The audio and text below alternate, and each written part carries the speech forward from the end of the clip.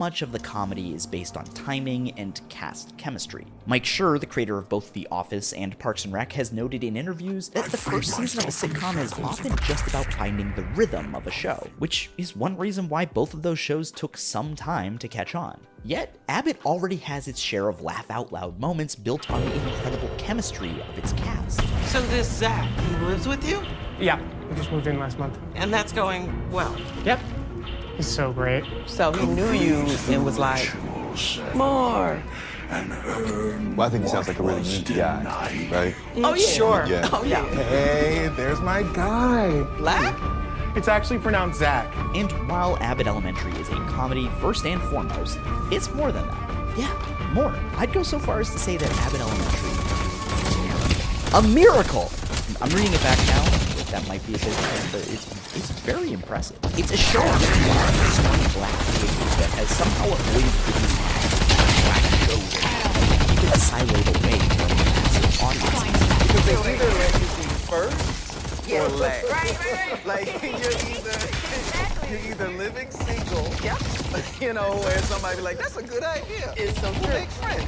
You know, like kind of thing. Or you're last one, like you tried it. And you can now try it too, like kind of thing. I'd venture to guess some of this is due to creator Quinta Brunson's desire to step away from the racialized politics of some of her contemporaries, like Fresh Off the Boat or Blackish, for example. She told the New York Times that while those shows are great, quote, my generation was starting to get tired of race as the focal point. The white shows got to just be white, but a lot of the shows with people of color were about the color of people. At the same time, Abbott is still possibly the most progressive show ever. We all know how we have been taught to think about Martin Luther King Jr. and Malcolm X, but they were actually much more similar in their philosophies by the end of their lives than they were at the beginning. Yeah, I mean, people said they didn't get along, but that's not true. Talk about it. Anybody else know anything about their real relationship? They almost got philosophies towards the end. Oh, really? For real. You can think of a more base network sitcom? Let me know in the comments. Still, these moments are not the focal point of any episode, and ironically, I think that's actually what makes it such an effective communicator of its political ideas. It's a show that can reach a massive audience, represent the political and social realities of public education, and do so all without offending us sensitive minds. Trust me, I am a young black girl and I've seen a lot of old white people. Just trust me, be like, weirdly, I got you, old white people. Trust me. I don't want to got you, but I got you. While Quinta Brunson might not want to dive into the nitty-gritty socio-political realities of public education on her show, I think that the show does a great job of portraying them without preaching about them, which is what I'm going to do. I'm going to preach about the public education. Yeah, that's what I'm doing. At a time where public school teachers find themselves firmly on their moral points like critical race theory and daring to have blue hair. I think Abbott Elementary is maybe the most important show on TV. So, let's talk about what makes Abbott Elementary a show both as a sitcom and in the ways it can subtly affect change. We're giving Abbott the in-depth propaganda treatment today, but with a twist. I actually like Abbott Elementary. That's the twist. Let's look at what issues Abbott is making its audience aware of, and how its non-political approach might actually be the best for a mass audience.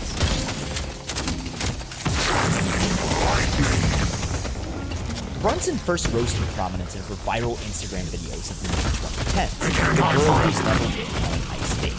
Can I get some Skittles, some dips, pretzel, and a large popcorn. A large? You got fucking money. He got money. Get it off. From there, she went on to the main content was for HBO's sketch show, where she gave us some kind of alternate reality version of her long-term Abbott romance. Mad pretty, sis. Out looking like Trayvon Rose. Oh, shit. This bird box, I may let you hit. I bet. It doesn't feel like Janine and Gregory, but it also feels very much like Janine and Gregory. Point is, Brunson brings serious comedy chops. So, why network? Most of the discourse about TV largely ignores that. What's with their procedurals and singing competitions? I said that without looking up, but I'm pretty sure. Network TV is pretty much just for cop shows, firefighter shows, cop shows, medical dramas, singing competitions, system shows. Did I mention the cop shows? I wonder if anyone is looking into all these cop shows. The fact is, nobody thinks network sitcoms are cool. And if you disagree with me, here's the case. Which of these 4 network sitcoms reminds you most? Is it Lopez vs. Lopez, Animal Control, Ghosts, or Welcome to Flash? Enter your answers now.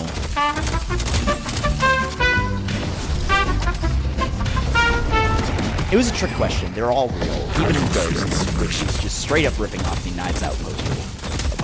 Because of the massive audiences that network sitcoms can reach, they tend to be lowest common denominator stuff. The more inoffensive, the better, which is why you end up with so many flaccid shows. Yes, flaccid is the word I'm going with. Leave it in. Making a good network sitcom is really hard work. But if you can pull it off, it offers the largest possible audience.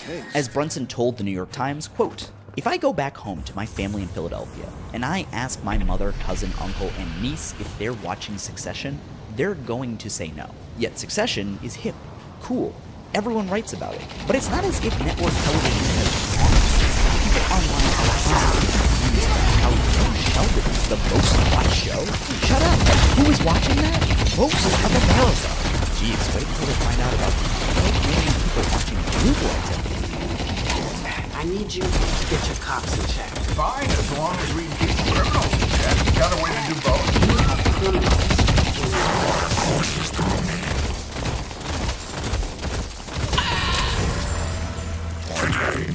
Justice will be served. You need to get your head out of your ass. Blue Bloods is a blight on society. It should be shot into the sun. I made a video about it. So, what is it that elevates Abbott Elementary? How is it breaking through the mold? Well, again, and I cannot stress this enough. Well, no. Dr. Ridley, Deadlock. Okay, I'll play almost anything. Well, let's set this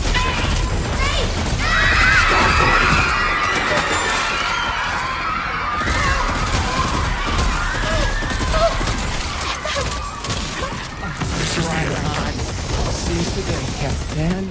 Thanks for being here, Courtney. I think you like a young lady. I think you like an old lady. Saying a star is born, shut the tiny ass down. Brunson is a self-made super fan of The Office, and the show's influence on Abbott is palpable. From every time Greg shows the camera to the narcissistic passing plays. Right, here's the program. You know, Courtney's sisters are always bragging about how they have really smart kids they give birth to. I could be like Charles Xavier with legs with hundreds of smart kids that I didn't give birth to, obviously. Go ahead and start your little mutant academy. But it's not like there haven't been other shows that have tried to emulate The Office. It's one of the most iconic sitcoms of all time. So why has Abbott specifically broken through? I think that a lot of the show's success really does come down to the idea that it has something to say that feels fresh. First of all, let's talk about representation. Specifically of a group that rarely gets any shine on TV as main characters. I am, of course, talking about teachers. Often TV that takes place in schools focuses on students. Think of all those soapy teen dramas where 30-year-olds are pretending to be going through puberty and having hormones and stuff. On the rare occasion that a teacher is given some shine, they fall into one of two categories. They're either impossibly noble, like Mr. Feeney in Boy Meets World or Tammy Taylor in Friday Night Lights, or they're terrible at their jobs, like everyone on Glee or whoever it is that's supposed to be watching the Euphoria kids. Where are the teachers? How has no one gotten called into the principal's office? Not to pull the where are the parents, but do they not? Is Euphoria a charter school? But Abbott focuses on its teachers and portrays them as each has their own strengths and faults. Janine is extremely devoted to her students, but also a bit naive. The more senior teachers are just used to giving men. I, however, am young, sprightly, and know where they keep the ladder. Oh, look at this. Look at the loose ladder.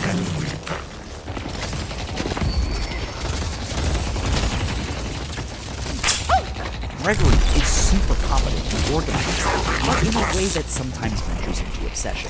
Jacob Hill is a phony white liberal, but he's trying to understand his place in a larger system and aware of the fact that he's a white man in a predominantly black student body. Is he using a serial mascot to describe racial discrimination? That's what he said. Okay. Melissa Shementi forms strong bonds with children and also with the mom. Hey, thank you so much. What's your name? And while Barbara Howard might seem like your stereotypical teacher, we see plenty of moments of vulnerability. Peeks behind the curtain at the person behind that superhero. You know it's okay to feel scared. You don't have to pretend to deny. Pretending can make it harder. You know, sometimes Mrs. Howard gets scared. And upset, too.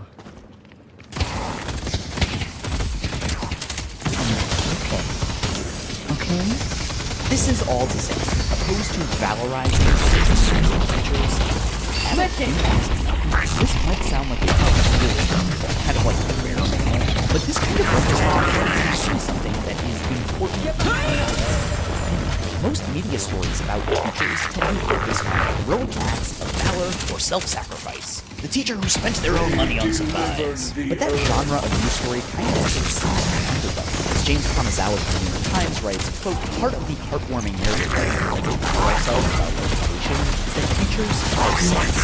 It's convenient. You don't owe anything to be a saint. The underfunded nature of American public schools is one of those things that we know about, but we don't really ever dig into. So let's dig into it now. Believe me, I'm fun at all of this.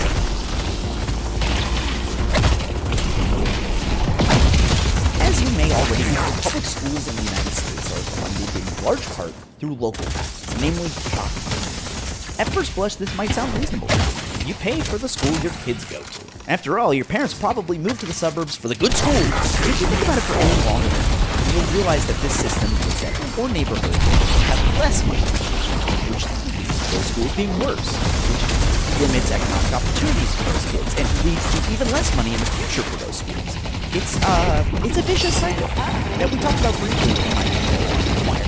The result is that schools across the United States have wildly different accessible funds, with the majority of schools being over national spending efforts. As the economic policy institute lays it out, quote, our current system for funding public schools shortchanges students, particularly low-income students.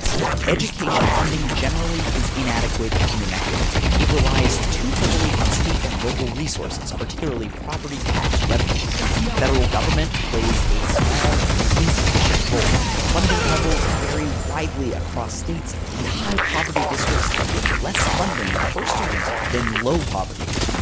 You might also be surprised to find out that American cities are still segregated to a shocking degree. I mean, you probably shouldn't be surprised at this point, but maybe you are. I don't know. And I'm just telling you this for the first time, and now you know. Low-income students just so happen to be disproportionately black and brown. So while this dynamic affects poverty-stricken districts everywhere, it's even more stark in communities of color. Don't believe me? Well, let's look at a map of Philadelphia, where Abbott Elementary takes place. The blue areas are majority white, green majority black, yellow majority Hispanic, and red majority Asian. And here are the highest paid administrators. Here's how those school districts work. Love a good map. Love a good, depressing map. Thanks for that quick trip down the Harris hole. Of those administrators, the only one in a non-white area is William Haidt, the district superintendent of Philadelphia.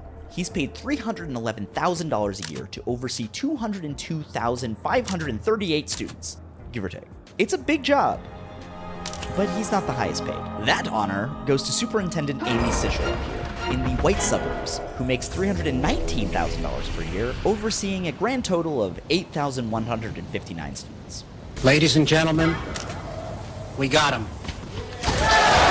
This is a small example indicative of a larger systemic issue. Philadelphia schools are physically collapsing, with the school district estimating over $4.5 billion of unmet needs. In 2019, 11 predominantly black schools closed due to toxic conditions, including asbestos, lack of heat and ventilation, and lead in the school.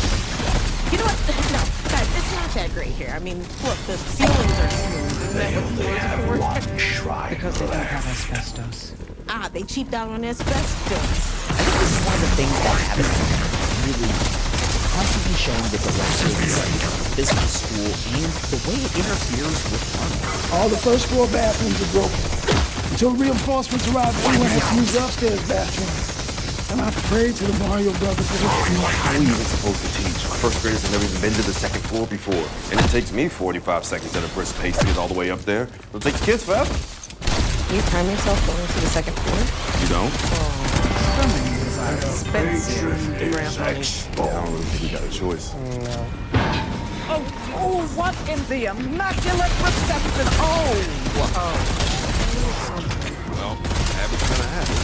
But why are Philadelphia so funny? If you look at the conservative argument, which I did research for this video, you'll hear a lot of, it's not how much money, it's how it's spent. But as it turns out, public school funding is actually pretty complicated. It's not fun. You try digging into municipal budgets and see how you like it. But I did find some pretty interesting stuff that I'm going to bet you've never heard before. A Skip Intro exclusive. According to the National Center for Education Statistics, Philadelphia actually ranked third among major city school districts in revenue per pupil at $22,612 in 2016, behind only Boston and New York City. That's good, right? That means that over $22,000 is being allocated to the district by the local and state government per student, which is well above the national average. The only problem is that only about half that money actually gets spent on students. You see, there's a difference between revenue and expenditures. And in Philadelphia in 2016, expenditures were $11,396 per pupil. So what gives? Where is that money going? Well, as it turns out, Philadelphia schools don't get nearly a quarter of their funding until March, while payroll and charter school payments, must be paid regularly starting on July 1st. So as a result, the district has to borrow money to pay bills, and a lot of it. In 2022, the Philadelphia School Board authorized borrowing $500 million, which was actually $50 million less than the year before, so it's an improvement. As Dr. Eleni Shermer, a research associate with the Future of Finance Initiative at UCLA, lays it out to the New York Times, quote, to keep the lights on, the school district of Philadelphia, like thousands of districts across the country, has increasingly turned to debt financing. They issue bonds to borrow money from financial markets, either with their own bonding authority or through municipal governments. Investment funds purchase these bonds, thus lending the funds to local governments or school districts, who promise to repay the loans, plus interest and issuance fees. To top it off, the severity of those fees and interest are determined by the district's credit score, which is based on existing property value and residential income. I'm sensing a feedback. In other words, borrowing is more expensive when you are poor and need the money, locking districts like Philadelphia into debt spirals. Again, this practice is inherently racist and classist, locking poor areas of color into poverty. And this isn't just a Philadelphia problem. From Dr. Shermer, quote, in 2012, the state and local governments estimated $1 billion just in bond issuance fees, more than twice the amount used to fund pre-K education across New York State. In 2021, Philadelphia school districts paid $311.5 million to service its debt. More than half, $162 million, went to Wall Street creditors as interest payments. The interest that creditors take from lending money to municipal governments is also conveniently tax exempt, rendering municipal bonds into a kind of onshore tax haven. Well, thank God Congress just condemned the horrors of woke socialism, because this capitalism thing is going quite well. I gave her the money. President Joey B is going to cancel the rest of that debt any day now. Abbott Elementary doesn't build top boxes until, but I do think that it provides real this issue of underfunding is a constant problem. It exists as a problem obstacle to the show, but fortunately, the show never feels like it's whiny, even to the most skeptical viewer. I'd say the main problem is no money. The city says there isn't any, but they're doing a multi-million-dollar renovation to the Eagle Stadium down the street from here.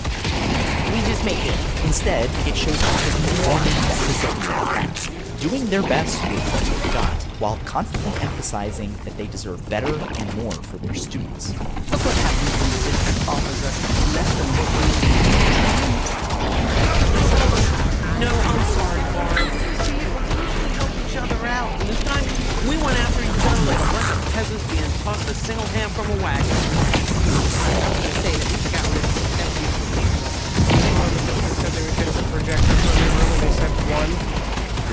sharing and stuff. Which reminds me, I need it back. Still, there are times when Abbott can get pretty direct. One topic that Abbott does get explicit about is that of charter schools, who have become a problem.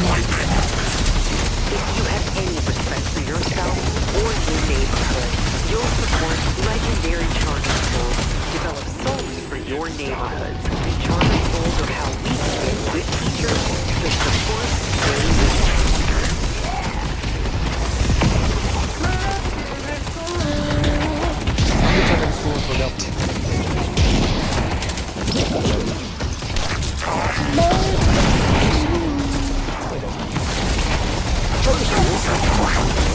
Are privately owned and operated non-profit schools that use public funding. Advocates of them argue that it offers free choice to parents and students as an alternative to woes of public education. So well. Critics point to the fact that charters don't really perform better and take money from traditional public schools. Something I really respect Abbott for doing is presenting both sides of the charter school debate. They're not arguing against the strong, and in fact, represent the appeal of charter schools in the context of the world.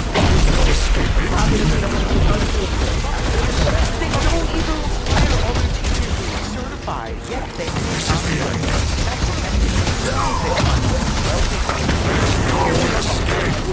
swirling around. Don't threaten me with a good time. Not every student in the neighborhood could count on attending Abbott if we turn charter. Now, what is only half of the Now, not all charter schools are the same, but a lot of the Abbott ranges are good. Charter school funding is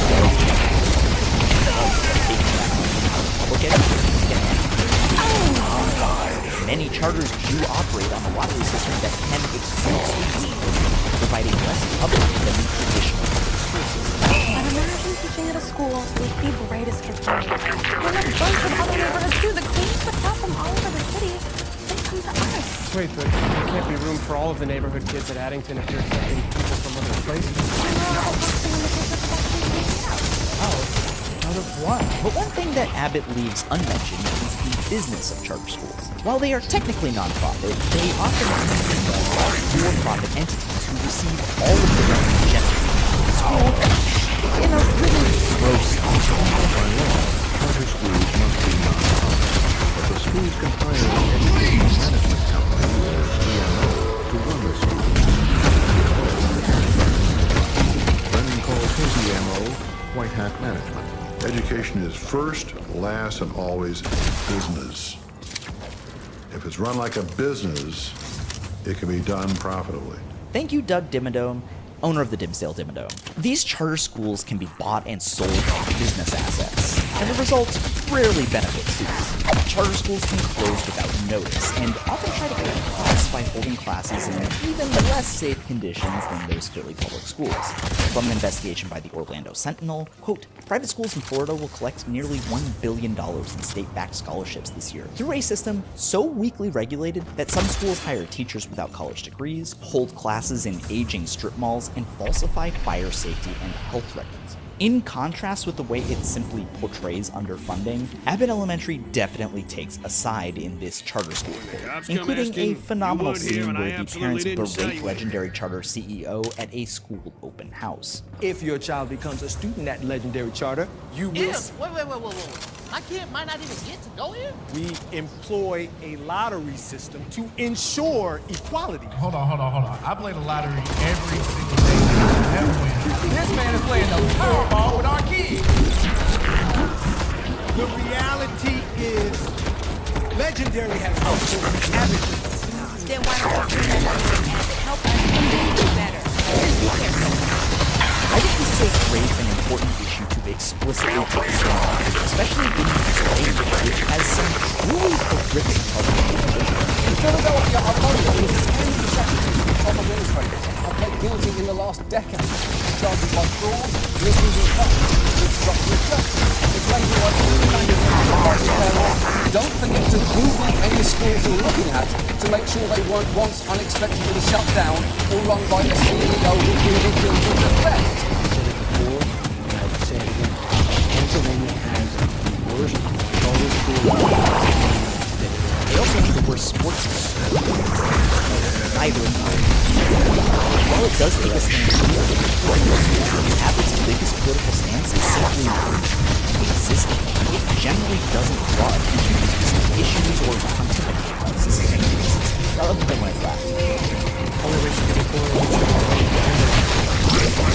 Not that I think all black people are great. Maybe you do. Maybe those are the common people. Whatever they do. When people think of representation, they think about race and casting. We've got all different racial groups on Parks and Rec. It kind of exists in I think there are merits to that approach, but I think that Abbott portrays as Runs explained it, the world in West Philadelphia is not a world of people are there. I just watched the show recently where I see the blood for the color of space. If you're not actually there, I'm not really shows real representation. Quote, Abbott is simply existing in black spaces. And Philadelphia is a perfect show. It's a helpful teaching tool because these kids use these drawings all the time.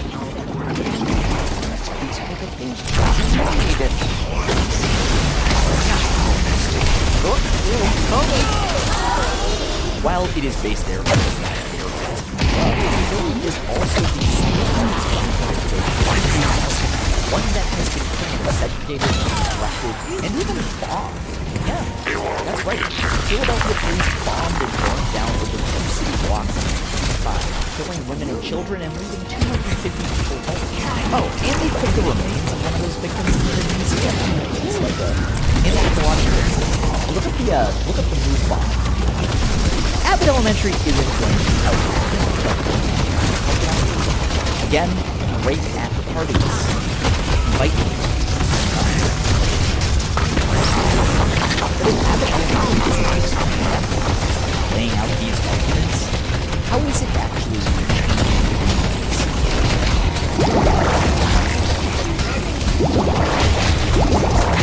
here's the part of the video where I start firing off some really hot spicy. I think that spending money on public education is... If you're a real skipping enthusiast, then you may know that I'm all for defunding the police. And if you're not, you should subscribe and become one. If you want to learn more about those thoughts on the matter, boy, do I have a series for you. It's called Propaganda, and it's up in the corner right there. But you may be asking your screen, Mr. Skip, your introness, if you think policing is broken and that we should invest in alternatives instead, then why not defund public schools? After all, we're spending more on them than a lot of our peer nations, and we're doing even worse in tests and stuff. And I actually think this is an interesting question. But the main difference between the police and public education is that there is no real alternative to education, just like there isn't any real alternative to healthcare. It's a thing that people need. There are ways we can increase public safety without the police by building up social safety nets and providing people with basic necessities that would keep them out of poverty and away from crime. But there isn't really a way to ensure the education of the public without publicly funding schools. Plus, while we know that police budgets have little to no correlation with crime rates, we do know that spending more money on public education year over year provides tangible results. A study from the Washington Center for Equitable Growth found that an increase in funds to low-income districts increased test scores. Quote, the achievement gap between students in high and low-income districts shrank by roughly 20%. By contrast, in states that saw no school funding reform, that gap didn't shrink at all. It grew. School funding is about more than just improving test scores, too. Another study from the National Bureau of Economic Research found that increasing funding by 10% over the 12 years a low-income student was in school made those students less likely to be poor as adults, increased graduation rates by 10 points, and led to a nearly 10% increase in low-income students' earnings as adults. And yeah, that makes sense. Increased funding allows schools to hire more teachers, reducing class sizes and providing more one-on-one time with students. It allows for infrastructure needs to be met, so that students don't have to fight over blankets during cold Philadelphia winters. A thing that actually happens in the richest country in the history of mankind. And Abbott Elementary depicts a lot of these issues. Ms. Chimenti is forced to teach 2 grades at the same time due to budget limitations. You're gonna have a combined second and third grade class. What? Charter school up the street took all their third graders with high test scores, and there aren't enough kids for another full third grade class. How many extra kids? 10. I mean, great.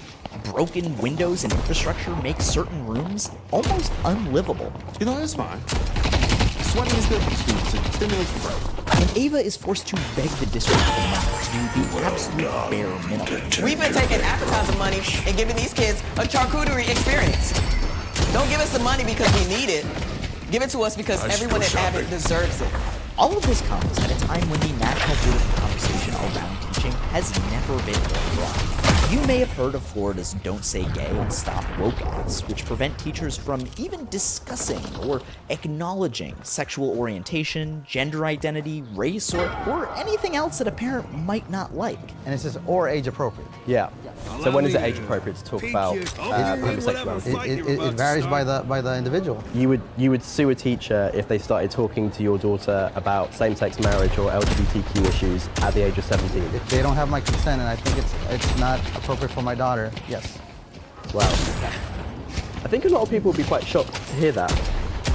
Well, it's kind of a mainstream. That is the law. It's not just Florida. In Iowa, 8th grade social studies teacher was told by the superintendent that saying slavery is wrong is an opinion that might not be protected under legislation. In North Carolina, a high school teacher was forbidden to assign a chapter on Christopher Columbus from Howard Zinn's A People's History of the United States because, quote, a parent wrote an email complaining that her white son had been made to feel guilty.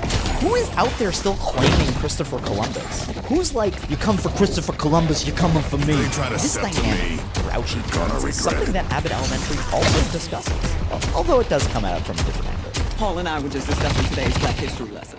And I bet it was better considering Mr. Hill was the teacher. Oh, he's teaching, and he's going to continue to. Don't judge him by the color of his skin or by the content of his class. Wow, I just made that up. So you listened to any of my concerns. Why are you just now getting concerned? I found out in class that Jacob teaches about Black historical figures all year, not just February. Did you just start paying attention this month? It's not smart to get in my way. This censorship is just the tip of the spear in the conservative war on education. In Pennsylvania last November, Doug Mastriano, the Republican candidate for governor, ran on the platform of abolishing and, by design, completely defunding public education with no alternative funding mechanism. This is nothing new. In 1980, Ronald Reagan promised to end the Department of Education. In 2016, Donald Trump appointed Betsy DeVos as Secretary of Education precisely because she was an advocate and beneficiary of defunding public schools. Charter school programs, now predominantly proposed by conservatives, are part of a larger movement to privatize education entirely. Voucher programs have taken off across the country, especially in the wake of COVID and the culture wars surrounding education. In Arkansas, Governor Sarah Huckabee Sanders. Wait, when the fuck did she become governor? We have Sarah Huckabee Sanders. We are graced with Sarah's presence tonight. I have to say, I'm a little starstruck. I love you as Aunt Lydia on The Handmaid's Tale. Mike Pence, if you haven't seen it, you would love it. Governor Sarah Huckabee Sanders signed a law allowing the use of taxpayer-funded vouchers to be used for private religious schools, which is, not good. Private religious schools are not beholden to many state and federal regulations, including, things like the Americans with Disabilities Act, Title IX, or discrimination protections for LGBTQ students. As Bryn Tannehill writes in the New Republic, many private religious schools were actually funded in the wake of Brown's Board of Education to opt out of that whole integration thing. From Tannehill, quote, they would have broad discretion to refuse to educate anyone who failed to do their homework, got into disciplinary trouble, struggled with technology, was not keeping up with the grade level, or literally any other reason that does not technically violate federal law in an effort to cut costs. Doug Mastriano hinted at this when he implied that it was not possible to educate some students because of their home lives, and that the state has no obligation to spend money trying to do so. One way that these policies are able to catch on is because American school districts remain segregated. It becomes easy to other students and teachers from other districts. Because teachers are either demonized or valorized in news stories, they rarely are seen as humans deserving of respect or empathy. As a society, we simply do not appreciate or value the work that teachers do. And that's not just a historical. I was struck by this quote from a former teacher where he talked about the lack of quote, I wonder if that's at least partly why teaching often executives for middle class. If teachers are smart, why are they making so little money? Ask a professional who makes 6 figures with no inherited wealth, would they want their child to go into teaching? Teaching takes a care of American kids, never really class and an inborn suspicion of intellectual people who don't want to maximize potential earnings. That's why you can trust me, because all of my videos are sponsored now. Maximizing earnings. But Abbott is actually representing teachers and the communities they teach accurately, with compassion. Losing the rug is a big deal.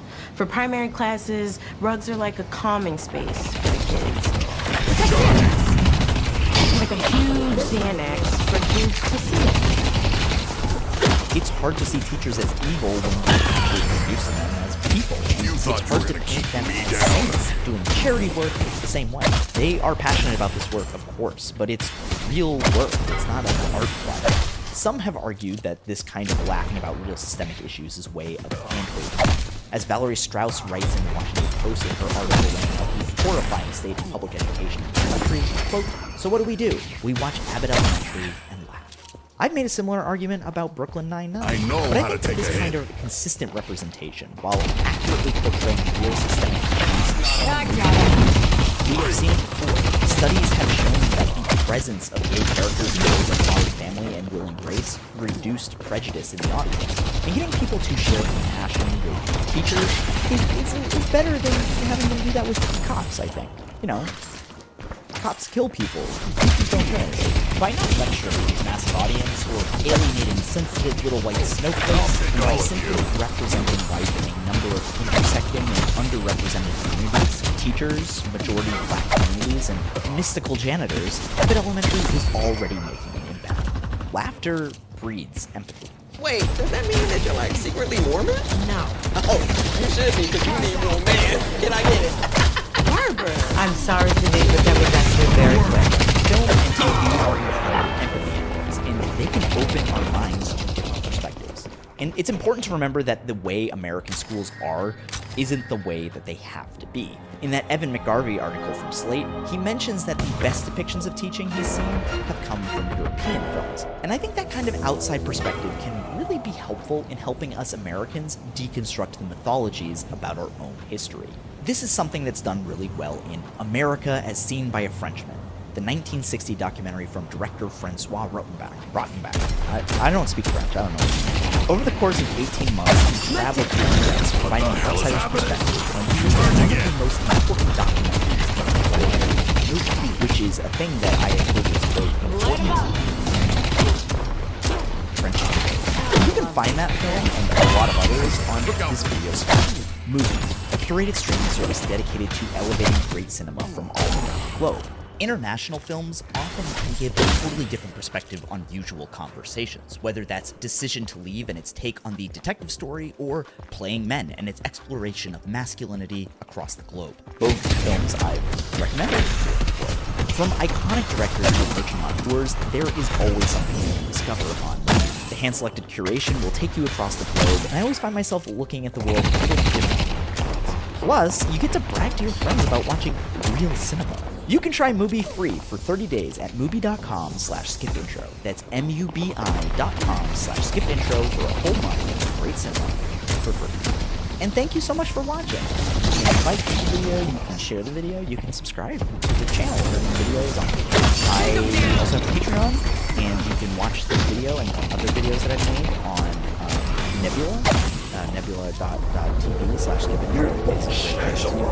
yeah, Patreon's got stuff, and I have a second channel where I make videos that is only available for patrons right now.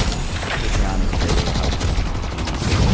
that is necessary for these videos because I really not fast reader.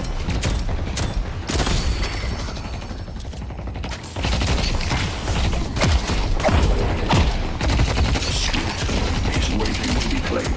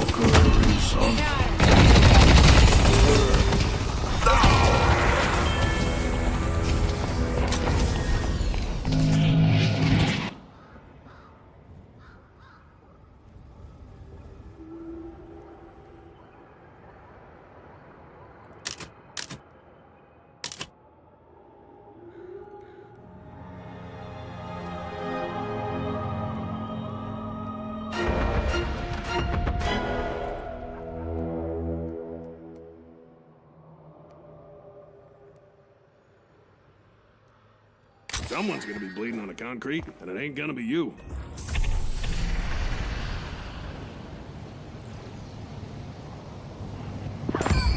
Take this boon. Listen here, Book. You work for me.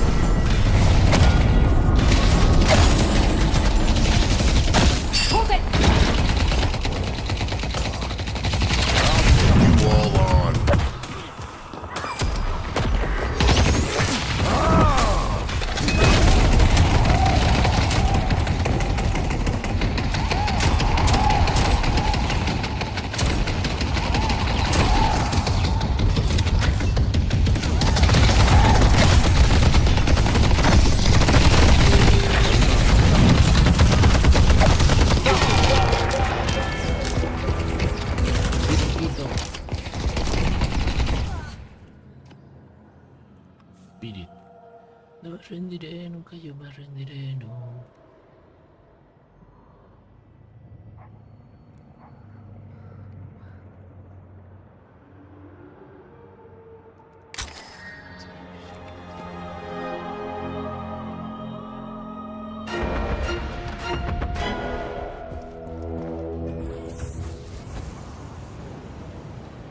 No one stands in my way.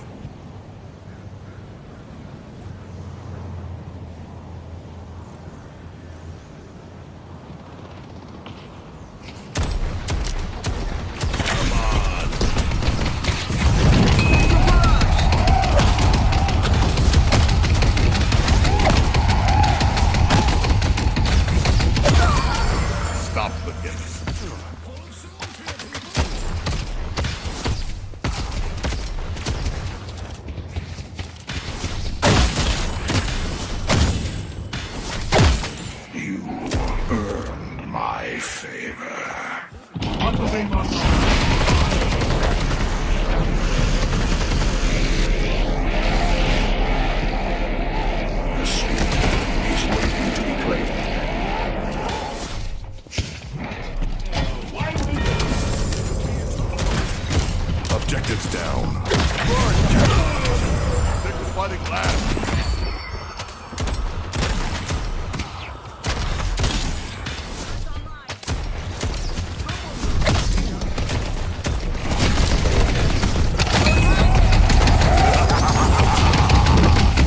You ain't getting that off.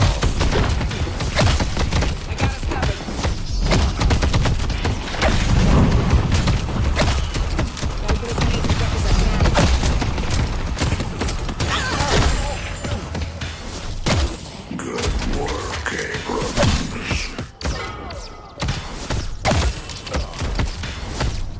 Our purple walker is under attack. Let's see what this book can do.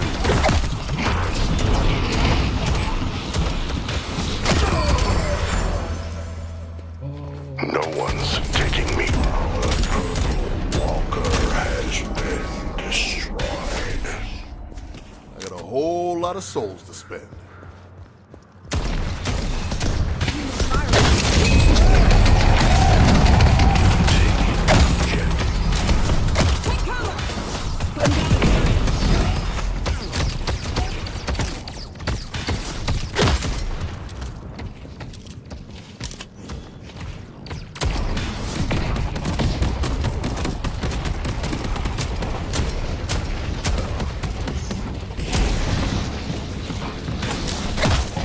Face me!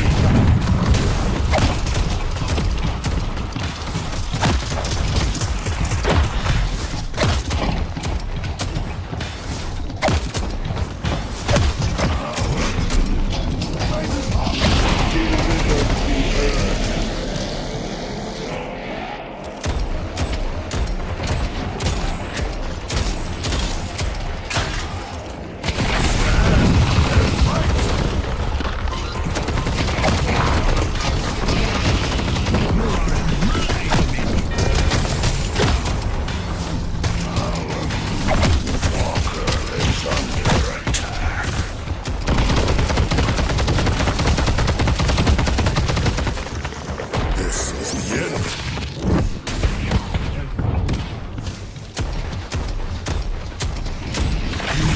Kill me.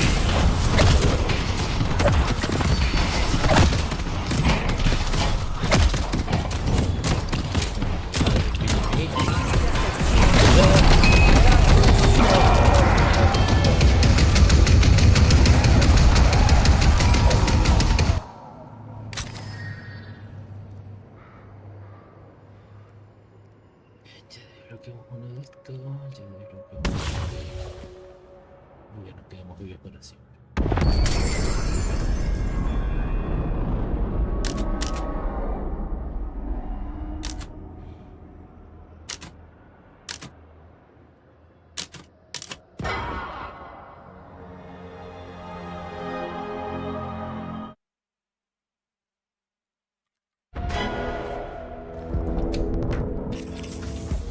Okay, so ever since we started this reckoning with the American police system 3 months ago, the show that keeps popping up again and again and critiques of propaganda is Brooklyn Nine-Nine. These are the Davidsons.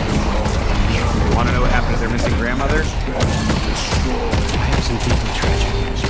There are YouTube videos, think pieces, and the cast and crew have been pretty upfront about their desire to change what the show is and should be about. We had some somber talks and some really, really eye-opening conversation about how to handle this new season. But why is this the show that's soaking up so much of the attention around police portrayals in the media? Why not something more problematic? Why not Blue Bloods? Why isn't anyone talking about Blue Bloods except for me? Well, I'm Mr. Rogers.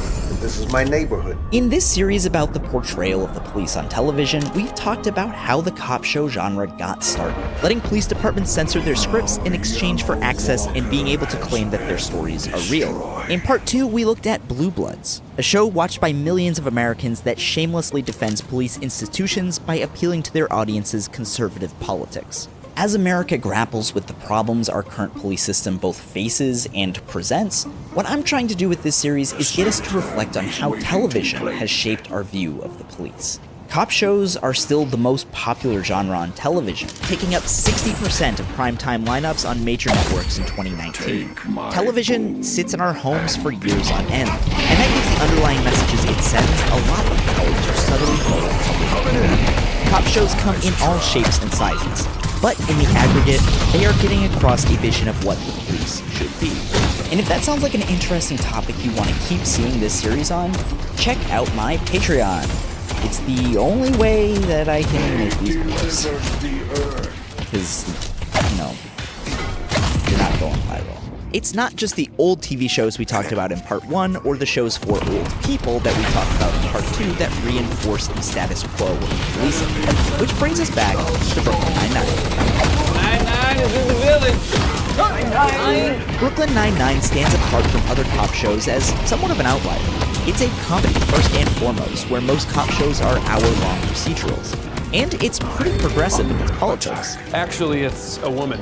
Women can be drug dealers too. Hashtag I'm with her. It has a really diverse cast. It addresses and apologizes for systemic policing problems. I think the problem the police have had is our inability to admit our mistakes. But Brooklyn Nine-Nine's portrayal of the police as an institution is one that softens the image of the police and inches towards justice, advocating for minor changes that won't ruffle any feathers. And beyond Brooklyn Nine-Nine, it's something we can see at work in all of the shows that Michael Schur helped create: The Office, Parks and Rec, and The Good Place.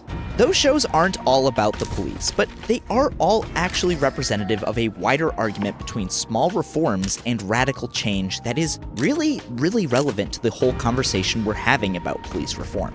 So let's dive in and find out why Michael Schur is a goddamn cop. If you haven't seen Brooklyn Nine-Nine, here's the quick rundown. The show follows a group of wildly different detectives in Brooklyn's 99th precinct. We have the childish but competent Jake Peralta. You just got jinxed! The bookish Amy Santiago. I haven't gotten an F since I failed recess in 2nd grade. The intimidating Rosa Diaz. He didn't invite me to his wedding and he's scared like a little bitch. The serious Captain Holt. I've never been happier. The utterly weird Charles Boyle. And honestly, they're only 7th in mouthfeel. And Terry Crews being Terry Crews. You can make your boobies do that bouncy thing. They're called pecs. Same thing! The show is powered by 3 main dynamics: solving crimes, sometimes over short multi-episode arcs, office hijinks, and the romantic relationship of Jake and Amy. Okay, so here's a question. Why is Brooklyn Nine-Nine a cop show? Let's just think about it for a minute. A lot of the best jokes on the show are not related to police work at all. They're more office, workplace humor. She's got a type. She's really anyone but you. That was my ex-wife's type too. Hey, can I ask you guys something? Can you keep a secret? Do you know anything about my life? No, I do not. Good point. Have you ever seen us eat dairy? You know no one can bear to watch you eat. There are entire episodes that have little to nothing to do with police work. Take the 10th episode of Season 5, Game Night. As with most sitcoms, there's an A, B, and C plotline. The main story is about Rosa coming out as bisexual to her parents and leaning on Jake for support. The B plot is about trying to get the captain's assistant Gina to come back to work, and the C plot is all about how the cybercrimes division is hogging all of the internet bandwidth in the building. How many KBBSs are you looking for? Many? Yeah, that's not an answer. Need an exact number. One unsolved. Too few? Too many? 4. All of these stories could take place in any workplace or office building. The only plotline that even hints at the police is the cybercrimes. But an office neighbor hogging the internet isn't something that is unique to police precincts.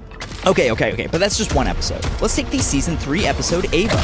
The A plot follows Jake taking care of Terry's wife as she goes into labor. The B plot follows Captain Holt making peace with an ex, and the C plot follows Amy and Charles doing paperwork by hand with the internet down.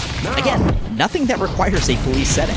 And this is a pretty unique dynamic for a cop show. Usually each episode in police procedurals will revolve around closing a case, but not Brooklyn Nine-Nine.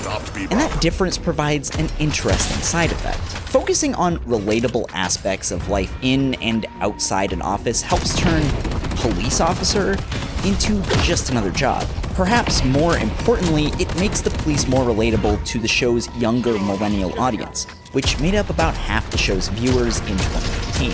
The show steers away from the more tired tropes of cop shows.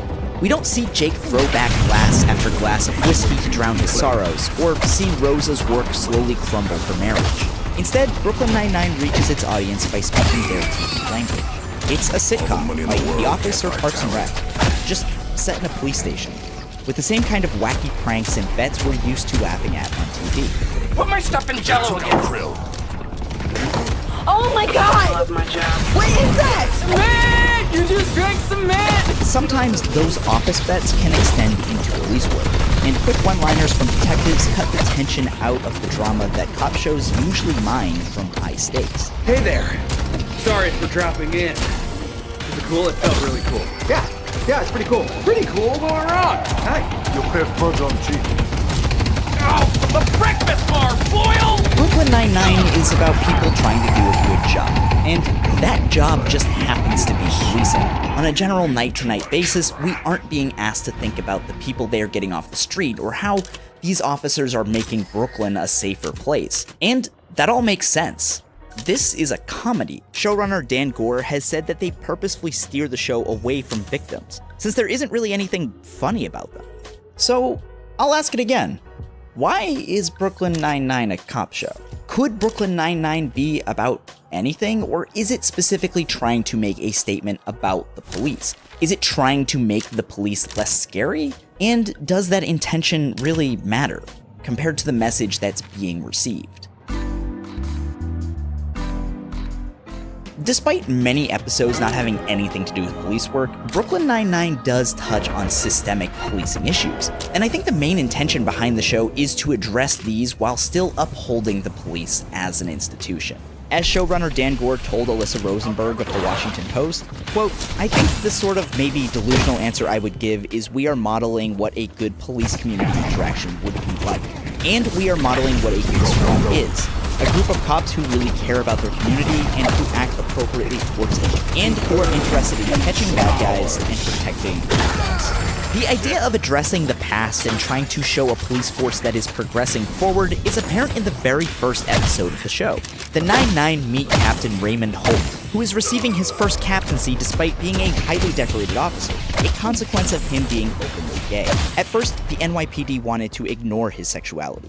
Then, as times changed, stuck him in PR as a figurehead, never giving him actual command until the beginning of the series. The NYPD was not ready for an openly gay detective.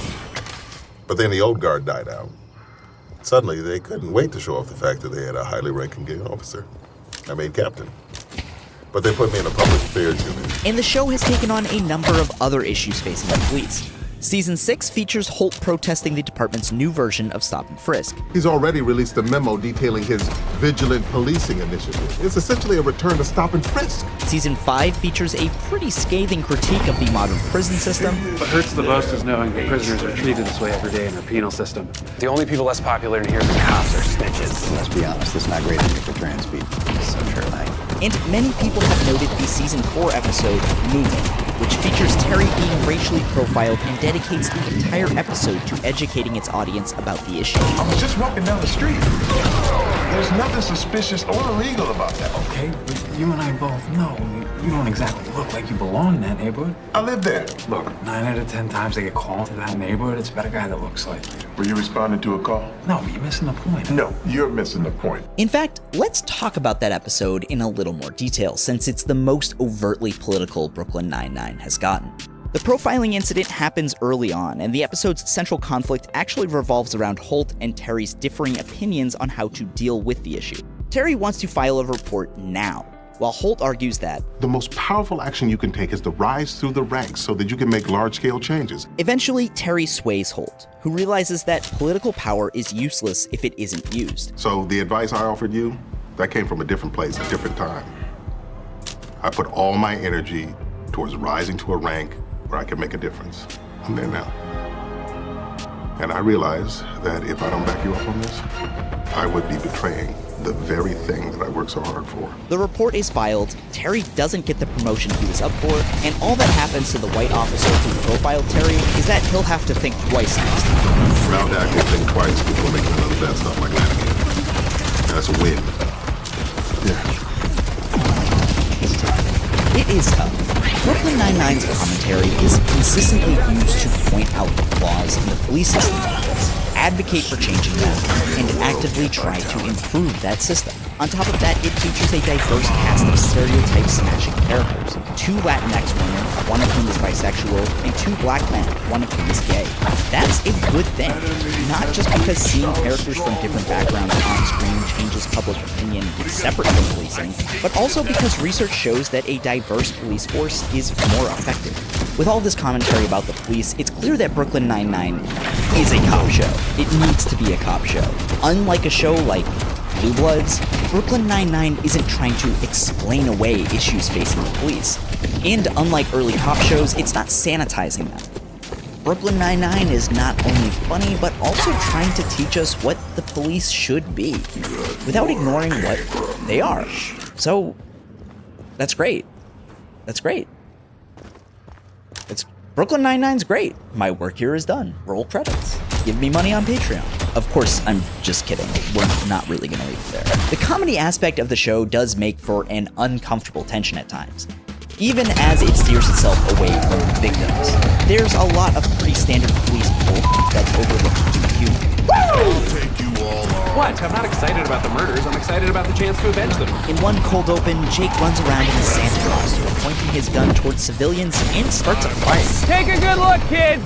This is what happens when you're naughty! This is a ridiculous situation, and I think it's easy to laugh at, but this is far from ideal behavior from the police. Another such example is a scene that went viral, where Jake makes a lineup of suspects sing a Backstreet Boys song. I want it that way. It was number 5. Number 5 killed my brother. Oh my god, I forgot about that part. The Nine-Nine participates in the same arms race mentality that has made so many police departments look like soldiers. What we need in here is an armored personnel carrier, a tank. 2 tanks. I want a tank too. It's not the best case ever without some toys. Oh yeah, toys for boys. Yeah, this beauty comes fully equipped with thermal imaging, a satellite link up, and she plugs into every surveillance camera in the city. I've also never been able to fully get over the fact that Amy and Jake are allowed to work closely together despite being in a romantic relationship, which feels inappropriate when guns are involved. But to be honest, I'm cherry picking here. These are small details considering the show's concerted effort to point out big issues. No, it's not these gags that I want to focus on with Brooklyn Nine-Nine. It's actually the messaging surrounding the issues it brings up. Brooklyn Nine-Nine was created, as I said earlier, by Dan Ford, but it was co-created with Michael Schur, known for his extremely popular comedies The Office, Parks and Rec, and The Good Place. In fact, Gore and Schur worked together on Parks and Rec, and although Schur has not been involved in the day-to-day show running of Brooklyn Nine-Nine, it's easy to see philosophical and ideological through lines connecting all 4 of these shows. Each takes place in a broken landscape. The Good Place is, spoiler alert, literally about hell. Parks and Rec is about a small Indiana town's even smaller government agency, whose work goes unnoticed and underappreciated. And The Office is about late-stage capitalism, epitomized by the episode where they all realize they'd rather be in prison than at Dunder Mifflin. Kinda sounds like prison's better than Dunder Mifflin. Oh, well, that's not true. I would so rather be in prison. For Brooklyn Nine-Nine, that place is the NYPD. And we've already looked at how the show can point out the system's flaws. And those systems are at the heart of what I'm calling the Schurverse. All of these shows mine humor and comedy from the absurdity of bureaucracy and systems.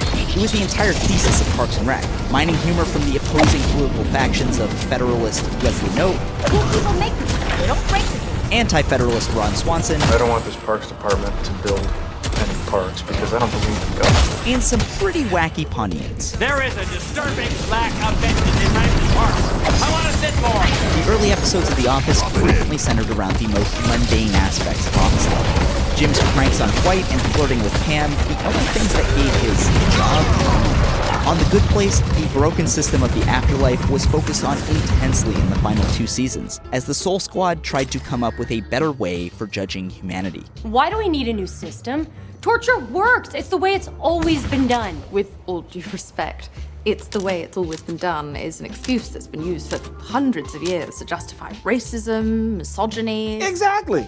See, this chick gets it. And here, Brooklyn Nine-Nine is no exception either. There are the office hijinks, but some of my biggest laugh out loud moments have been the jokes about the underlying bureaucracy that powers police work. Well, first, Stephen, we're going to fill out Form 38E-J1 stating non-compliance. We send it to the DA, but do they process it right away? No, because they're overwhelmed, because Deborah's on maternity leave. There's nothing scarier than the realities of the municipal court system. All of these shows are deeply interested in what makes systems tick, which is great. In both parts 1 and 2 of this series, you've heard me critique the unwillingness of cop shows to examine systems. So, Brooklyn Nine-Nine doing so is absolutely a good thing. But even when it critiques problems with the police, Brooklyn Nine-Nine still reaffirms the status quo. It shows a system that might be slow to change, but one that does change, and that its natural progression bends towards justice. All the headlines are about the bad cops, but they're good cops too. The idea is that, sure, the police aren't perfect, but they'll get there eventually. The problem with this line of thinking is that it tempers big solutions. It assumes that the underlying framework is solid, and that it's the details that need to be addressed, rather than the bones of an institution. It's the difference between renovating a house and tearing it down to start over. Each of those methods has a time and a place, but renovation won't fix foundational. This is a dynamic we've seen arise in the wake of Breonna Taylor and George Floyd. On the one side, we see people proposing wholesale changes to policing systems, advocating for rerouting money from arming the police into community programs that might prevent crime, commonly called defunding the police. Large-scale solutions are being talked about, and almost as a response, small, easy reforms that could take place tomorrow started gaining attention. People across the country are pushing the mayors in their cities to enact 8 police reform policies, including exhaust all other means before shooting, duty to intervene, ban shooting at moving vehicles, requiring use of force continuum, require comprehensive reporting. Those 8 can't wait policies aren't bad ideas. Not shooting at moving vehicles? Good. Not choking people? Also good. But here's the dirty little secret. Chokeholds were already prohibited by the NYPD when one was used to kill Eric Garner. Cops have been told and taught to look the other way when a fellow officer uses a chokehold, with an NYPD chief telling officers that no district attorney would prosecute them, and with those who do blow the whistle being ostracized as rats. While 8 can't wait is a start, the issues facing our police system are deeper, and we need to go further to address them. And in a similar way, what Brooklyn Nine-Nine shows us is a start. I do think that Brooklyn Nine-Nine is making important contributions to the public discourse. In its own way, it's taken on real issues. It's tackled gun control. Federal database is down anyway. Wink, wink. Ah. So how do you like your ammo? By the box or by the bucket? Cool. Our country is broken. The way it's deconstructed the action hero super cop.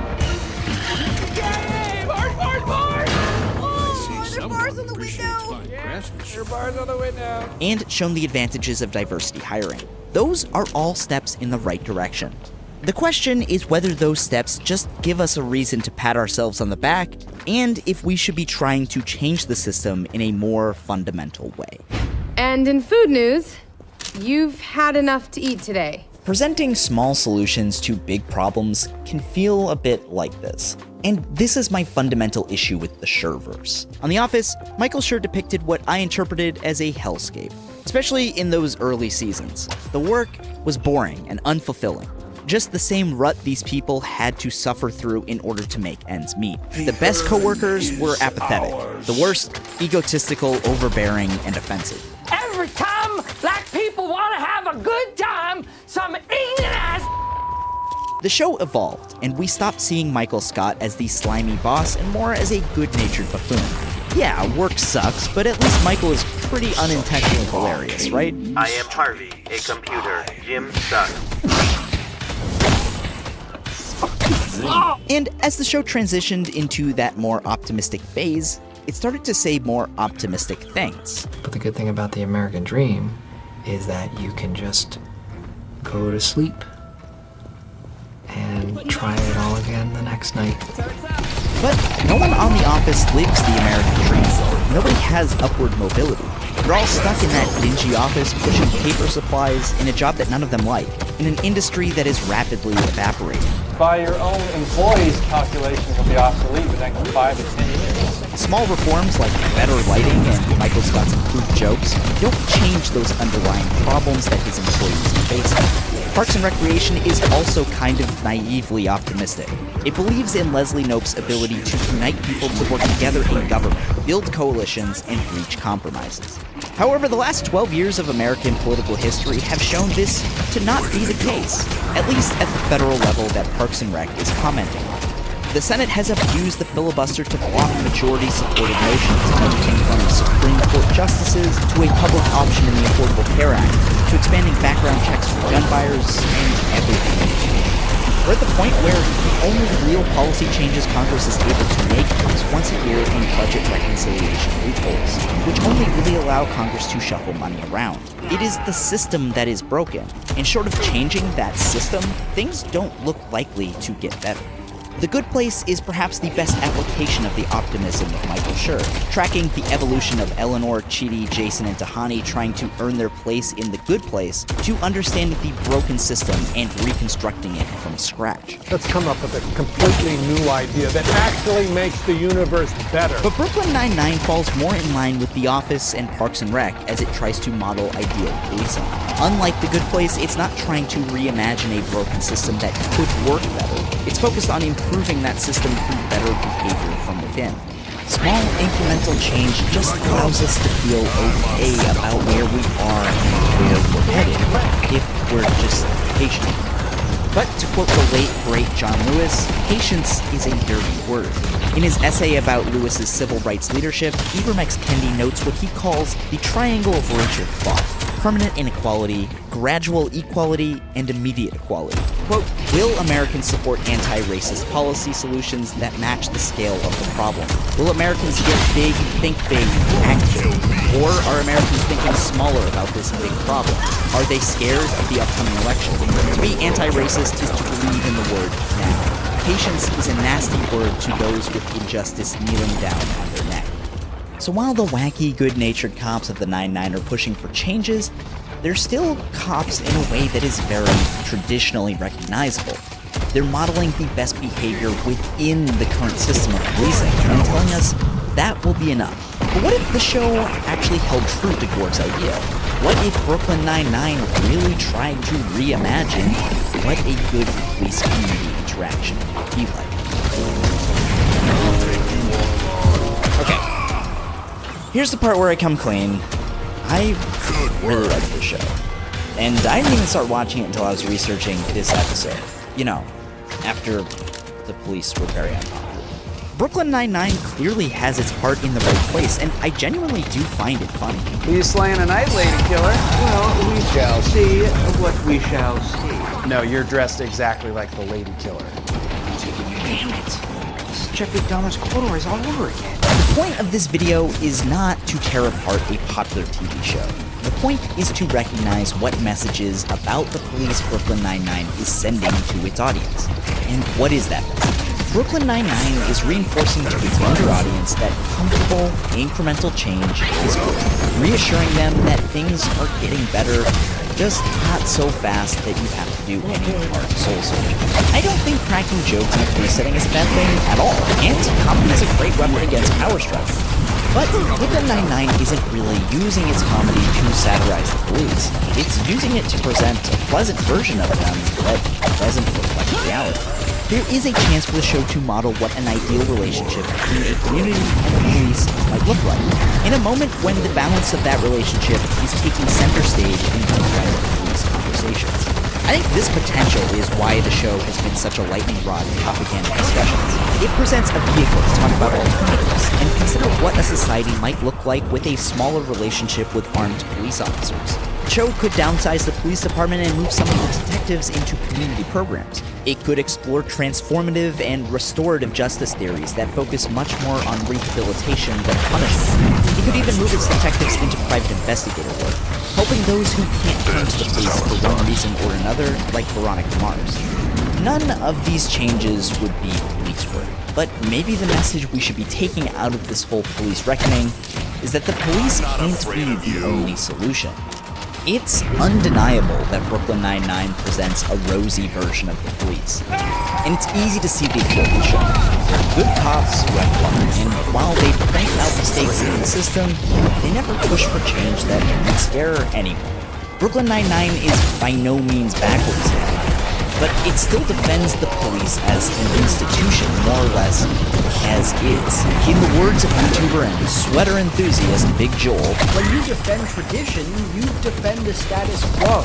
You get to maintain the power structures that you've always known, and you get to imbue those structures with a transcendent moral quality just by virtue of them being the way they are. I think there's a delicate balance here between presenting a perfect representation of reality and modeling an idealized world we'd all like to live in.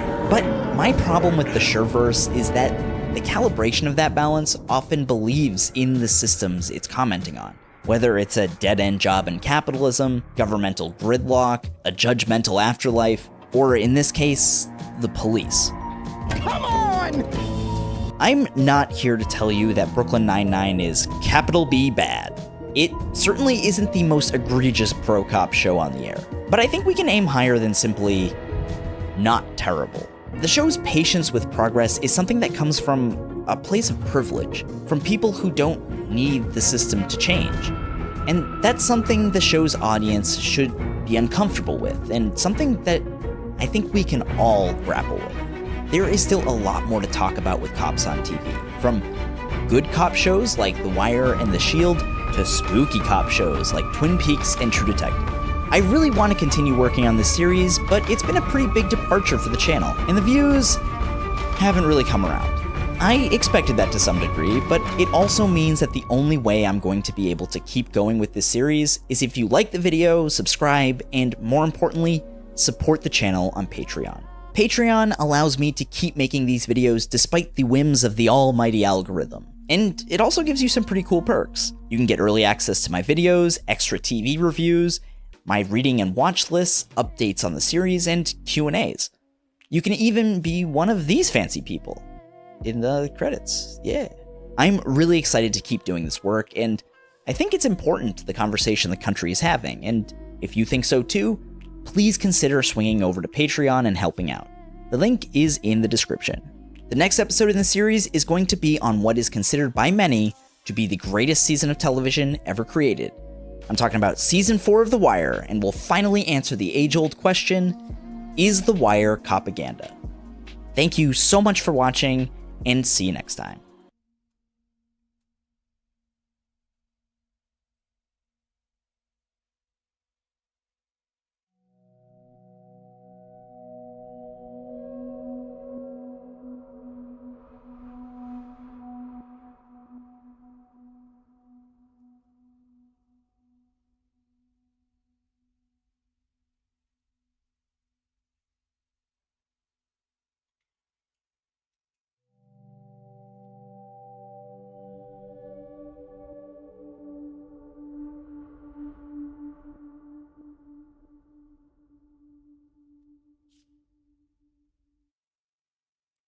This video is sponsored by CuriosityStream and Nebula. Previously on Propaganda. I'm not here to tell you that Brooklyn Nine-Nine is capital B bad, but Brooklyn Nine-Nine isn't really using its comedy to satirize the police. It's using it to present a pleasant version of them that doesn't reflect reality. What if Brooklyn Nine-Nine really tried to reimagine what a good police community interaction would be like? How will things play out for our boys in blue? Don't touch that dial! In the midst of America's national reckoning with the police last summer, when streets across the globe were filled with protests against police brutality, people started to turn their eyes to cop shows. How did we, middle and upper class white people, not know about all this brutality? Maybe, just maybe, it has to do with the fact that as recently as 2019, 60% of primetime dramas on network TV were about crime, the police, and the legal system. Most showrunners, like Dick Wolf of Law & Order, responded to this criticism with a big old shrug emoji. Or, in the case of Blue Bloods, just made an episode about how the riots are destroying America. Every cop is wearing the same uniform. So if you get stopped walking while black, how do you know which one is walking up on you? fine as long as we keep the criminals in check. You got a way to do both? You have criminals in your ranks. Regina, you need to get your head out of your ass. That's your obligatory shot at Blue Bloods, the worst show I've ever watched for this channel. I'm going to get my marks for. There was one cop show that seemed to really take those criticisms seriously, though. Brooklyn Nine-Nine, the wacky NBC sitcom set in a police precinct, made a lot of noise about how they weren't going to go back to business as usual for their final season. Actress Stephanie Beatrice contributed her residuals from the show to the National Bail Fund. The show's writers famously threw out their first 4 scripts, and Terry Crews went on Seth Meyers to talk about how the global protests against police brutality would affect the final season. You know, we actually all got on a Zoom call just the other day because of what's happening in this country, and we were witnessing so many, just abuses of power. We had some somber talks and some really, really eye-opening conversation about how to handle this new season. And there's reason to believe that the show would approach its final season with a certain level of finesse. The show had portrayed racial profiling, the corruption of bad apples, and the NYPD's resistance to reform. Plus, the show was aimed at a younger, more liberal audience, evidenced by the show's diverse cast and how it often points its jokes at systemic issues like gun control and the prison industrial complex. The only people less popular in here than cops are snitches. Let's be honest, it's not great in here for trans people. That's so true. But do we really need to do another episode about Brooklyn Nine-Nine? Do we really need to revisit this show after we already proved that Michael Schur is a cop? Well, I think that we can learn a lot about the state of police reform in the United States by looking at this show. In 2014, there had been protests for Michael Brown, in 2015 for Freddie Gray, in 2016 for Philando Castile. The list unfortunately goes on Time and for a little on. help. But those protests didn't take off in the same way they did in 2020. Last year, a lot more white liberals joined the Black Lives Matter movement, who are exactly the kind of people who watch Brooklyn Nine-Nine. Brooklyn Nine-Nine is directly in conversation with that group of people, and I think that by looking at its final season, we can learn a lot about the state of the police reform movement and where that coalition stands today.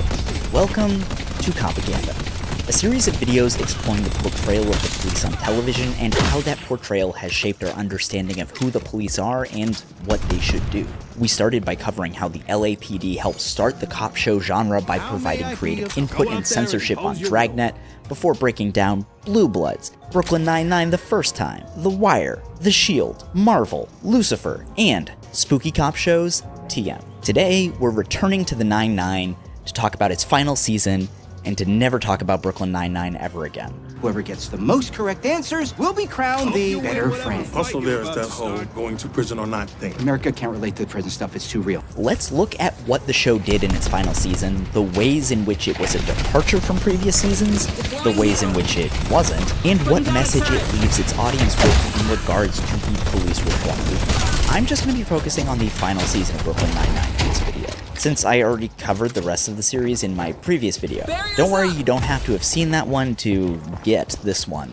But, feel free to check it out after you're done with this one. Or, open up a tab.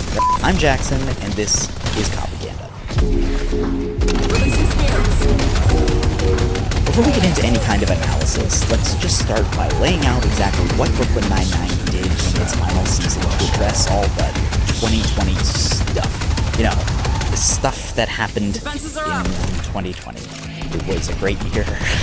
In its very first scene, we see all of our characters in masks during the height of COVID. What is the #1 problem with the coronavirus? Mass death, economic collapse, the way the disease is exposed to systemic injustice at the core of American life. Well, yes, obviously those. But after that, how to high-five your friends while staying 6 feet apart. I guess I should say the first height of COVID, since we're still averaging about 165,000 cases per day as I write this.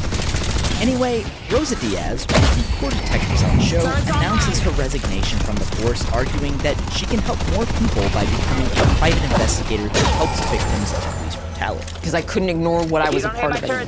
Couldn't ignore what the police were doing in my community to people who look like me. Rosa isn't the only officer struggling to reconcile what they've seen with their status as an officer. Captain Holt's marriage is on the rocks because of the tension he feels. It's been a tough year to be a black man.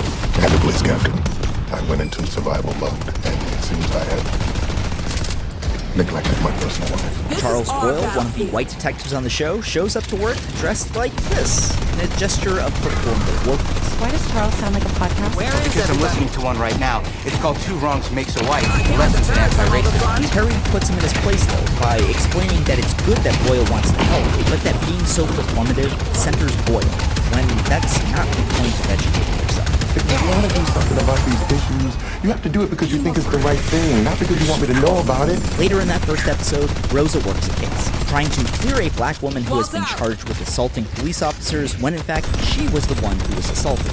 Jake offers to help out as a poorly veiled attempt to make an argument about policing. You know, the system can still work sometimes when good people are involved. Is that why you want to help? So you can make some point about policing? As Jake and Rosa work the case, they find that Rosa's client is telling the truth and eventually obtain damning body cam footage that the police union was hiding. They show it to the captain who oversees the cops in question, and things go poorly. I can still get the charges against your client dropped now that I saw that footage. I'll get my officers to revise their statements. And they'll be punished? No, there's no way I can suspend them. Suspend? I thought you would fire them. Oh, you're being serious now, huh? I guess joke's on that. She explains the miles and miles of red tape that insulate police from any kind of accountability. The police union can appeal. Prosecutors won't jeopardize their relationship with the police. The officers only have to clear the very low bar of, I fear for my life. Even if the commissioner agrees to fire these officers, they will file a countersuit and get paid to stay at home. Plus, there's qualified immunity and retaliation that would force the captain to resign. And then, one of the only female captains in the NYPD is forced to quit, and you don't want me going on one of the good ones. And I know how that sounds, but I'm not one of the bad ones to say they're one of the good ones. I'm one of the good ones to say they're one of the good ones. Yeah, but you're Rusty. You can talk 3 tires. Those are all very real barriers, which don't usually get talked about in TV shows, and a lot of which we've hit on in previous episodes of this series. And this is all in the first episode of the new season of Brooklyn Nine-Nine. Impressive. But wait, there's more. Later in the season, a police officer plants a mouse in his burrito and claims that he was put here by anti-police and anarchist protesters. The patrolmen's union organizes a strike, with uniformed officers calling in sick in what's called a blue flu, which is a very real thing. Very recently, in June 2020, about 170 officers of the Atlanta police pulled the same stunt to protest criminal charges being brought against the officers who killed Rayshard Brooks, a man who committed the heinous crime of sleeping in his car. What's more, the specific idea of this being a manufactured scandal is also based in reality. You might remember the NYPD officers who claimed their drinks from Shake Shack had been poisoned.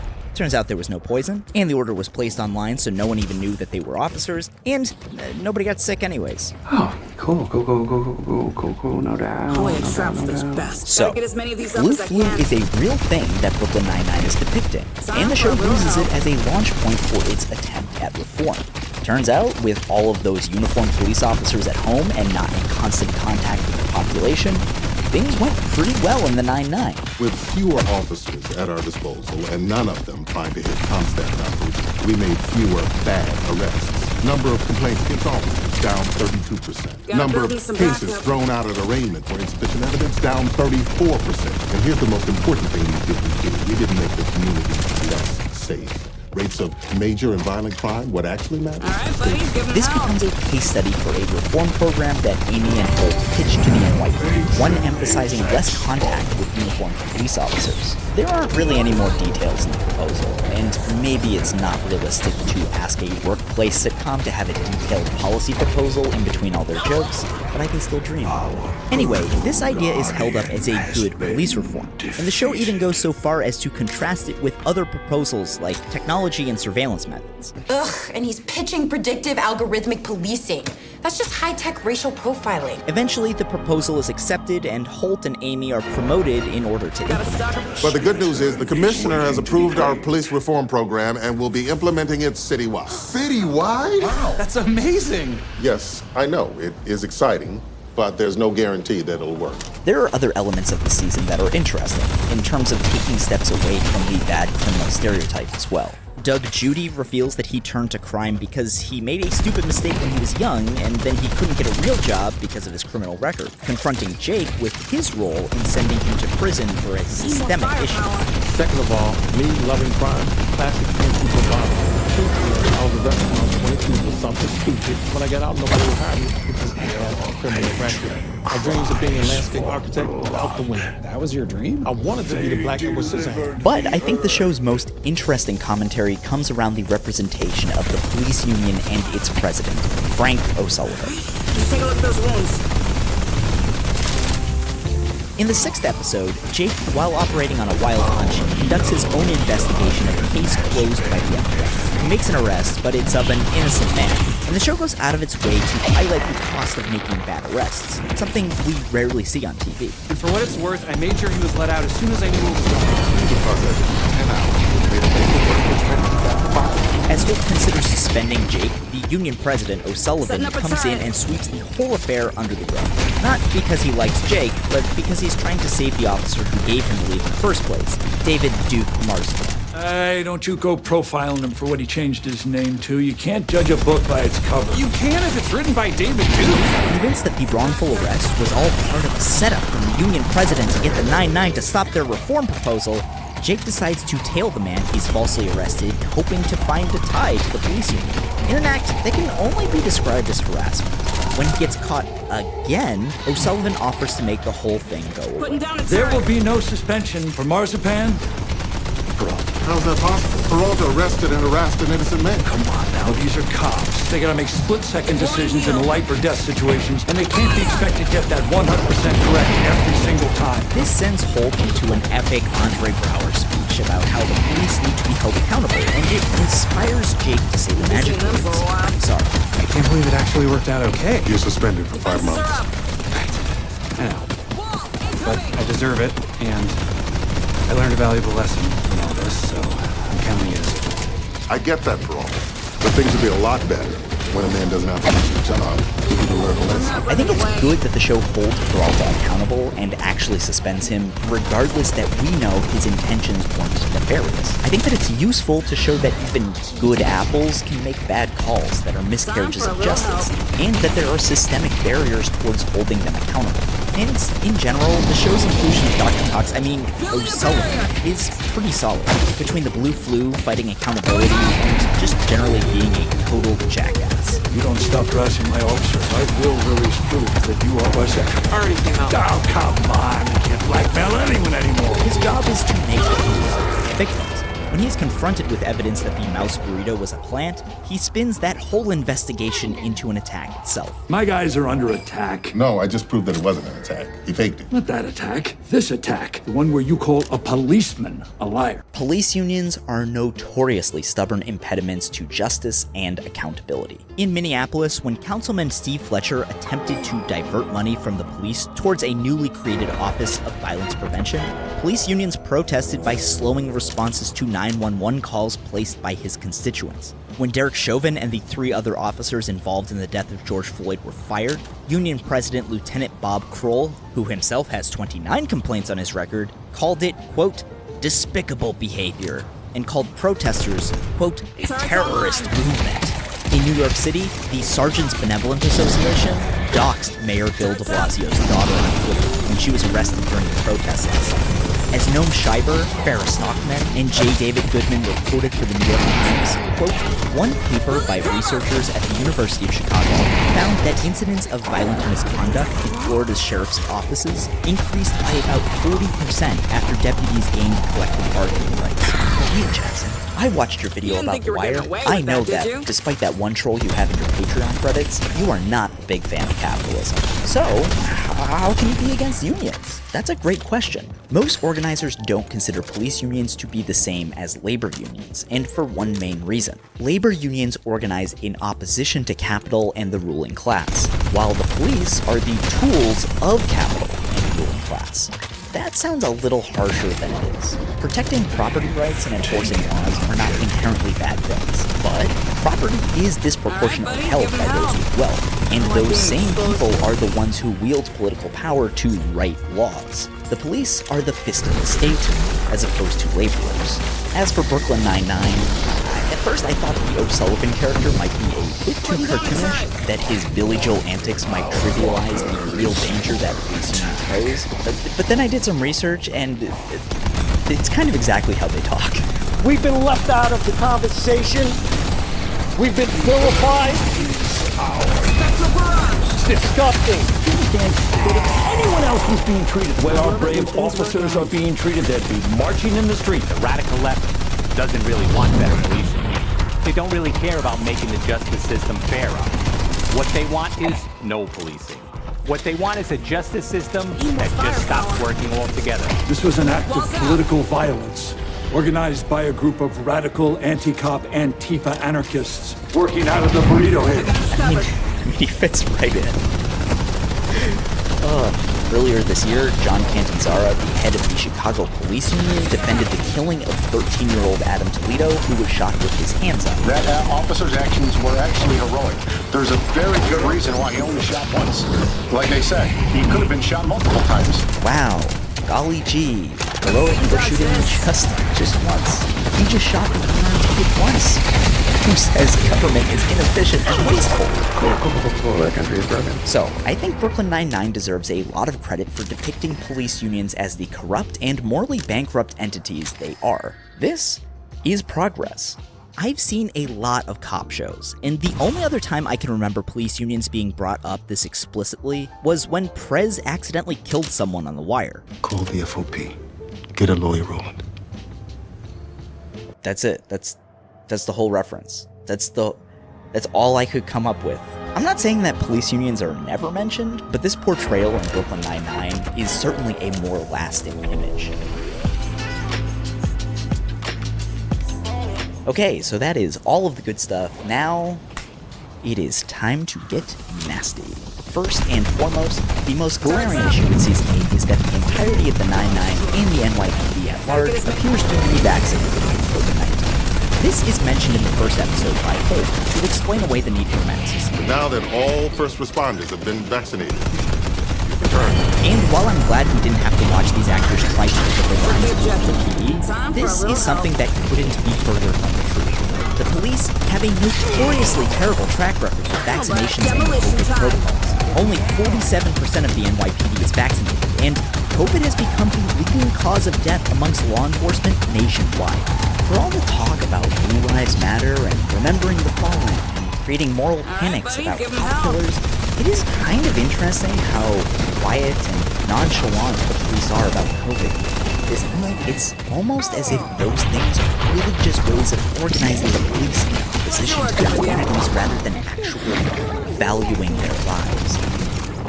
Building a barrier. And the entire season is kind of marked by these types of missed opportunities. Of the show walking up to a commentary and then stepping away before it says anything too direct. For example, Rosa leaves the Force right off the bat, and she does so in order to send a strong message about her disillusionment with the system. We even have the first episode dedicated to her and Jake seeing how the system itself is broken, regardless of how many cops can claim to be the good ones. I'm one of them. And I know how that sounds, but I'm not one of the bad ones who says they're one of the good ones. I'm actually one of the good ones who says they're one of the good ones. That's some pretty biting commentary, but then the show backs off. Rosa's new role as a private investigator doesn't stop her from working on cases, she just doesn't do so from physically inside the precinct. And most importantly, she never comes into conflict with the police we know. Her friends are able to maintain their good guy status. Really, the biggest difference is that Rosa can take edibles now. My edibles just kicked in. The show also makes Rosa the only character of color to actually work through her complicated feelings about being part of the NYPD. Now, I want to preface this by acknowledging that I am a white guy, and I have no idea what it would be like to be a police officer of color during the brutality or protests that 2020 brought. And I don't want to imply that I know how these fictional characters should have responded or what a good representation of that kind of response would be. But that's kind of also the point here. We're only allowed Rosa's perspective on why she left the force. Holt vaguely mentions that it was hard to be a black policeman in 2020, but stops there and doesn't offer anything beyond that. We don't know why he, or Terry, or Amy stayed on the force because we don't see these characters struggle with that choice. Rosa is allowed a soapbox to make a point, and then nobody else thinks about anything she brought up ever again. But not all of them, not me. This isn't about you. And this case where a black woman was assaulted by the police has nothing to do with you either. By excluding them, the show almost implies that Holt and Amy and Terry have dealt with these issues internally, and that they have come to a conclusion, and now they feel more at ease in their situation. We can make reforms, but they need to work within the system. There's no need to change the broader structures. It's all up to people of color to address the situation individually. And although they see the exact same issues, Jake and Boyle never have to actually struggle with these decisions. As for the reform program that Amy and Holt get approved, it really does feel haphazardly put together. We know nothing about it other than that it's based on real police interactions and that our characters, who we know are good, like it. We don't see any resistance to it, except from O'Sullivan, despite the fact that we have seen tons of other kinds of obstacles within the NYPD over the seasons, from bad captains to racist cops. Put your hands on your head, turn around, don't make any sudden movements. I didn't do anything. Also, Keep talking, see what happens next, huh? And because of this, when the reform program is finally approved, it feels completely hollow. It's announced in a room that only includes our main characters, probably due to COVID restrictions during production, but it only serves to highlight how behind the scenes the entire idea of reform is here. And Jake. Jake is the main character of the sitcom, an avatar for its largely white audience, which is part of what makes his relationship with Rosa in that first episode so frustrating. The show does a great job of highlighting that Rose's decision is not about him, in the same way that it tells Boyle that becoming woke isn't about him. But an officer did break one of his fingers. Probably for tackling her to the ground. Yeah, or pointing it so hard at everyone in the cell. Need some healing? Need more firepower. Who are you performing this for, Jake? Defenses are up. The episode ends in a place of unease. Rosa's client scores a minor win by getting the charges against her dropped, but there are no consequences for the officers. Jake is confronted with the weight of a broken system. I like to think I've done a lot of good as a detective, and that I can continue to do that. You never had a chance. Maybe I am.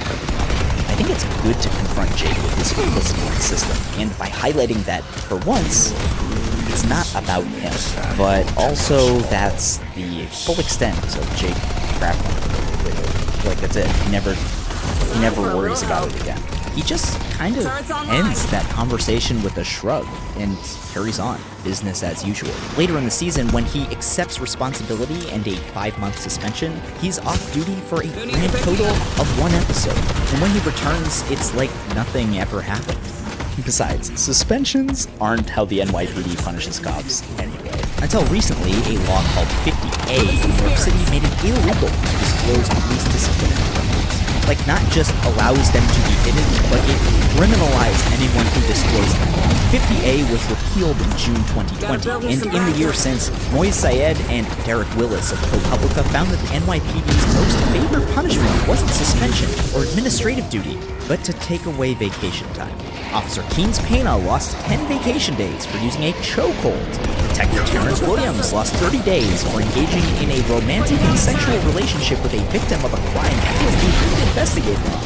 Arrest without sufficient legal authority cost Sergeant Davon Alston and Gary Laymore 5 vacation days. Not a 5-month suspension like the one Jake received. You can look through that entire database from ProPublica. It's in the description if you want to. It is horrifying, but since you're still watching my channel, you're probably into that.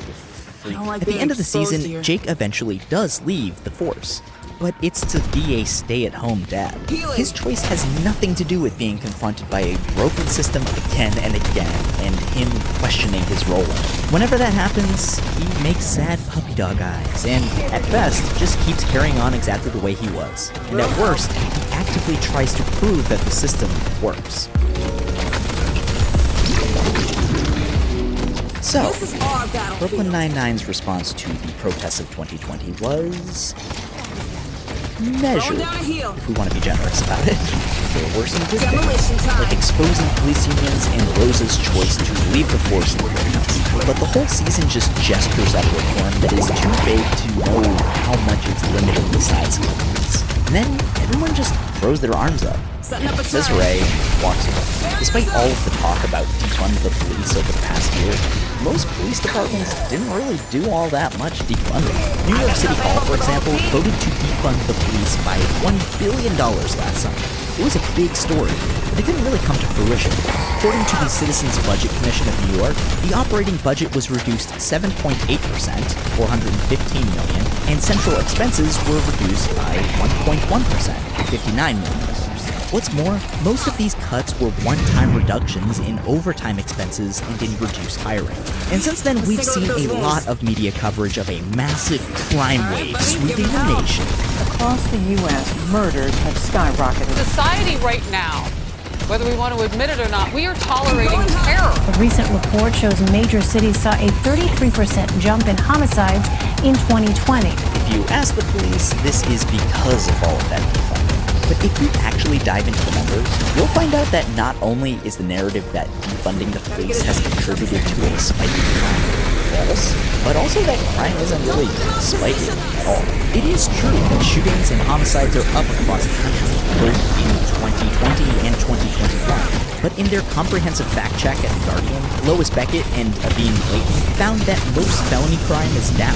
Rapes are down 14.2%, property crime is down 7.9%, and robberies 10.4%. As criminologist Richard Rosenfeld sums up, quote, most crime is down, including most felony serious crime.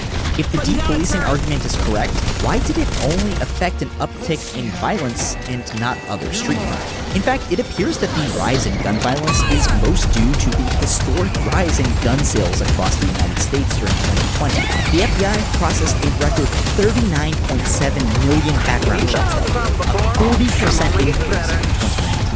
Still, this media hysteria has fueled backlash and a renewed effort to refund the police. The NYPD's budget is seeing a 4.7% increase in 2022, a trend we've also seen in other major cities like Seattle, LA, Chicago. Hell, New York City just elected Eric Adams as mayor, a tough-on-crime former cop who ran his campaign arguing that plainclothes anti-gang units should be reinstated.